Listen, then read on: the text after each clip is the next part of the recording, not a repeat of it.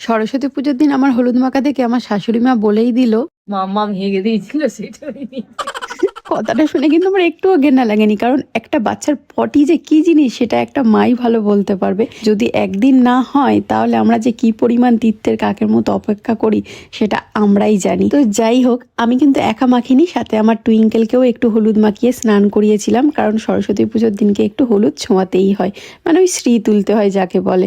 তারপর মাম্মামকে নিয়ে তো এবার আর কোথাও ঘুরতে যাইনি, কিন্তু ঘরেই সুন্দর করে সাজিয়ে গুজিয়ে ফটো তুলেছিলাম। তাছাড়া ওর মামা মামি অনেক আশা করে শাড়িটা কিনে দিয়ে গেছিল যে মাম্মাম যেন সরস্বতী পুজোতে ওদের দেওয়া শাড়িটাই পরে। আর সরস্বতী পুজোর দিন ওর মামিরও আসার কথা ছিল, কিন্তু ওই যে কাজের জন্য আসতে পারেনি, ওর মামি আসলে জব করে তাই। তো যাই হোক, মাম্মামকে সাজিয়ে গুজিয়ে আয়নাতে দেখাতে এনেছিলাম। মাম্মাম নিজেই দেখে খুব খুশি হয়ে গেছিল।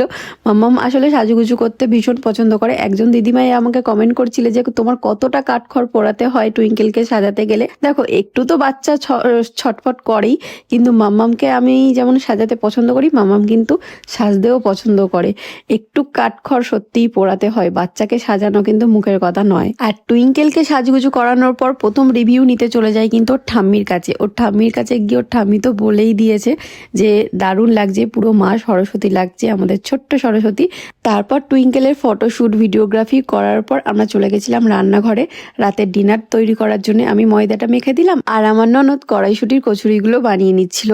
আর আগে থেকেই আলুর দমটা বানানো ছিল, আর ও কিন্তু খুব ভালো বানিয়েছিল, খেতে কিন্তু দারুণ হয়েছিল। আচ্ছা, তোমরা কারা কড়াইশুটির কচুরি খেতে পছন্দ করো অবশ্যই কিন্তু কমেন্ট করে জানিও।